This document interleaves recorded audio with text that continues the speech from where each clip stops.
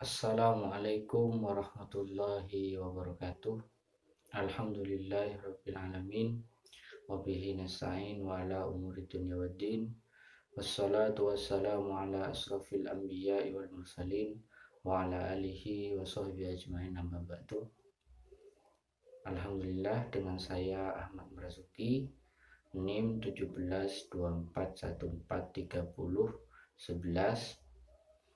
Video ini dibuat untuk memenuhi tugas akhir mata kuliah Islam dan Sains. Di sini saya akan sedikit menerangkan tentang psikologi dalam perspektif sains Islam, kepribadian manusia. Secara normatif, Islam tidak hanya meletakkan asas-asas ubudiyahnya saja, tapi melainkan juga memuat informasi tentang ilmu pengetahuan dan sebagainya. Banyak lain halnya termasuk juga psikologi. Nah, nanti psikologi ini adalah poin yang saya akan bahas.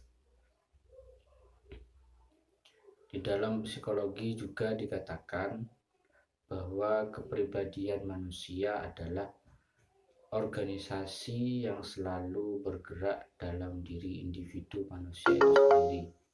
Artinya, ketika kita melakukan segala hal yang menjadi tuntutan dalam psikologi, itu juga nanti akan dibahas. Kalau kita membicarakan Islam, dalam Islam itu sendiri, Allah berfirman dalam surat Al-Isra ayat 36 yang artinya, sesungguhnya pendengaran, penglihatan, dan hati semuanya itu akan diminta pertanggungjawabannya. Dan juga Allah berfirman dalam surat As-Sajdah ayat 9 yang artinya, kemudian Dia menyempurnakan dan meniupkan ke dalamnya ruh atau ciptaannya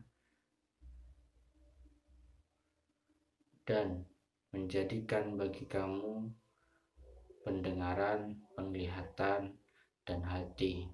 Amat sedikitlah kamu bersyukur. Dalam Al-Quran itu sudah juga dibahas. Artinya, semua yang ada dalam organ tubuh kita itu juga sangat berpengaruh pada diri kita. Artinya semua organ, indera, dan hati yang dalam psikologi itu dibagi menjadi dua, yaitu sistem jasmani dan sistem rohani. Di sini dalam pemikiran-pemikiran intelektual Muslim tentang psikologi Islam dan sains atau kepribadian manusia, ada 3 disiplin ilmu dibahas. Di sini kita bisa lihat ada 3 disiplin ilmu. Yang pertama filsafat, yang kedua ilmu akhlak, dan yang ketiga ilmu tasawuf. Kita bahas dari filsafat terdahulu. Dalam filsafat, meskipun manusia terdiri dari tubuh dan ruh, namun esensi sebenarnya dari kedirian manusia adalah ruhnya. Artinya, manusia terdiri dari ruh, tubuh, dan ruh. Dalam psikologi ada sistem jasmani dan rohani. Itu dalam filsafat juga dibahas oleh pemikiran-pemikiran Islam yang mengacu terhadap firman Allah tadi. Dan yang kedua itu ilmu akhlak. Ilmu akhlak didefinisikan sebagai keadaan jiwa individu yang mendorongnya untuk memunculkan suatu perilaku. Artinya, individu itu sendiri terdorong melakukan perilaku buruk, perilaku baik atau sebagainya, itu karena ada pengaruh lingkungan sekitar atau pengaruh orang tua di rumah dan sebagainya. Pemikiran-pemikiran Islam itu dibahas. Terus yang ketiga itu adalah ilmu tasawuf. Nah, di sini kalau membicarakan ilmu tasawuf agak mendalam karena ilmu tasawuf merupakan disiplin keilmuan Islam yang juga sangat terkait dengan jiwa manusia yang hakiki atau rohaniyahnya.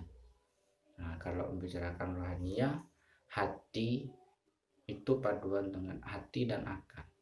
Artinya nanti rohaniyahnya itu dalam ilmu tasawuf, implementasi keluarnya itu terjadi pada ilmu akhlak. Nah, di sini sains. Nah, kalau membicarakan sains itu tokoh yang bukan muslim juga membahas tentang kepribadian manusia, dan itu hampir sama dengan pemikiran-pemikiran intelektual muslim. Contohnya menurut Sigmund Freud itu non muslim. Nah, menurut Sigmund Freud kepribadian manusia itu juga ada 3 yang terdiri dari ide, ego, dan superego. Nah, kita bahas dulu. Artinya ide itu adalah sifat bawaan manusia sejak lahir sebagai sistem yang mempunyai fungsi menuaikan prinsip-prinsip kehidupan. Nah, kita mengerti ide itu adalah bawaan lahir, dan ego adalah setelah manusia berhubungan dengan lingkungan, timbullah ego yang berfungsi sebagai bagian dari struktur individu. Artinya ego itu terjadi setelah interaksi dengan lingkungan, manusia dengan manusia yang lain. Sama dengan pemikiran Islam yang nomor 2 itu akhlak. Artinya penelitian ini sudah terbukti. Dan yang ketiga itu adalah superego.